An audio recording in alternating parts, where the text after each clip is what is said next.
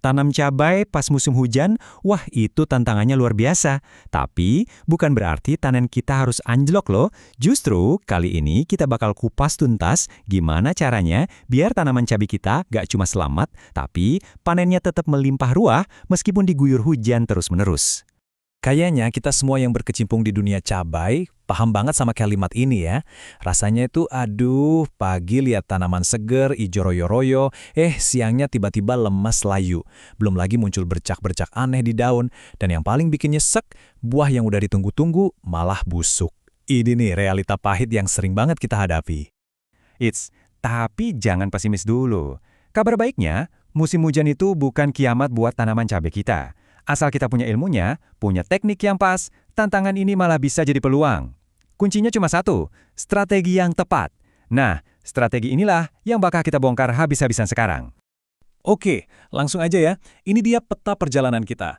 Pertama, kita kenalin dulu tantangannya, terus kita bedah 3 ancaman utamanya. Setelah itu, kita bangun fondasi anti gagal, terapkan strategi tanam yang cerdas, dan terakhir, kita buka rahasia panen tinggi. Siap? Yuk, kita mulai dari bagian pertama. Biar menang, kita harus kenal dulu musuhnya, kan? Jadi, kenapa sih musim hujan ini bahaya banget buat cabai? Jawabannya ada di 3 ancaman utama ini.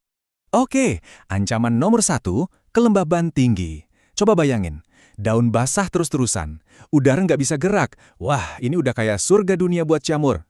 Kondisi kayak gini tuh bukan sekedar lembab biasa, tapi ini ibarat inkubator raksasa buat penyakit paling ditakuti. Patek alias antraknosa, bercak daun sampai busuk buah. Lanjut, ancaman kedua ini adanya di bawah permukaan tanah. Jadi akar cabai itu paling nggak suka berenang kelamaan di air. Kalau tanah terlalu basah, akarnya itu kayak tenggelam. Dia nggak bisa dapat oksigen, nggak bisa napas, dan akhirnya busuk. Nah, kalau fondasinya, yaitu akar, udah rusak, ya udah tamat sudah riwayat tanamannya. Dan yang ketiga, hujan deras ini ternyata juga bertingkah kayak pencuri loh. Dia datang terus mencuci bersih semua nutrisi penting dari tanah kita. Udah nutrisinya hilang, tanahnya jadi makin padat pula. Akibatnya, akar jadi susah banget mau nyerap makanan yang tersisa. Ironis ya, airnya melimpah tapi tanamannya malah kelaparan. Nah, kita udah kenalkan 3 musuh utamanya, sekarang saatnya kita bangun benteng pertahanan. Dan percayalah, kuncinya itu ada di awal banget, yaitu di persiapan lahan. Fondasi ini yang bakal nentuin kita menang atau kalah melawan musim hujan. Resep fondasi anti gagal ini ada 3 pilar utamanya. 1, bedengannya harus tinggi. 2, parit atau drainasenya harus lancar jaya. Dan yang ketiga, ini nih yang sering kelewat, kita harus perbaiki struktur tanahnya. Nah, coba perhatikan angka ini baik-baik. 30-40 cm. Angka ini tuh bukan angka sembarangan ya. Ini adalah tinggi minimal bedengan kita, biar akar tanaman ada di zona aman, jauh dari genangan air yang bisa bikin busuk akar. Terus, gimana cara memperbaiki tanah? Kuncinya adalah bahan organik. Kasih kompos yang udah matang, pupuk kandang yang sudah difermentasi, atau pembenah tanah. Tujuannya apa? Simple. Biar tanahnya jadi lebih gembur, lebih poros. Ibaratnya tanah kita jadi kayak spons. Bisa nyimpan air secukupnya, tapi kelebihannya langsung dibuang. Jadi akar tetap bisa napas lega. Oke, fondasi udah kokoh nih. Sekarang kita naik level ke strategi penanamannya. Ini dia taktik-taktik cerdas yang bakal bikin perbedaan besar di lapangan. Nah, ini jelas banget perbedaannya.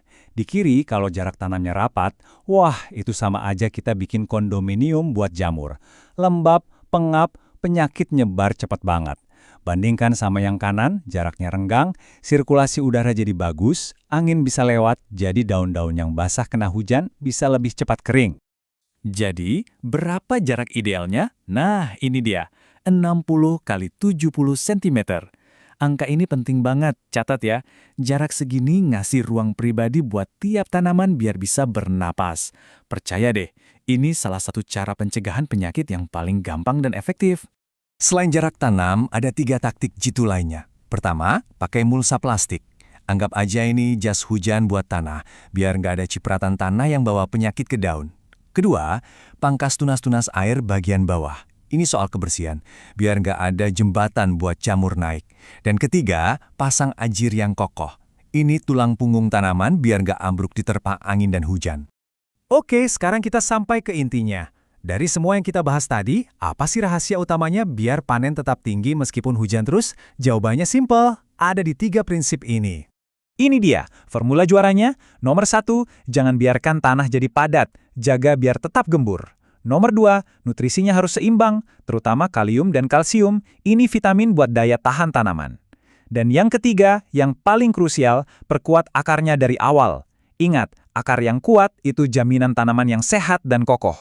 Jadi, kalau mau diringkas jadi 3 hal paling penting. Ini dia, drainase yang baik, sirkulasi udara yang bagus, dan tanah yang sehat. Beresin masalah air, kasih ruang buat angin, dan rawat tanahnya. Itu dia resep sakti buat menaklukkan musim hujan. Nah, sebagai penutup, ada satu pertanyaan buat kita semua. Coba deh, jujur sama diri sendiri. Fondasi kebun Anda udah siap belum menghadapi hujan? Semoga obrolan kita kali ini bermanfaat ya. Selamat mencoba, dan semoga panennya melimpah.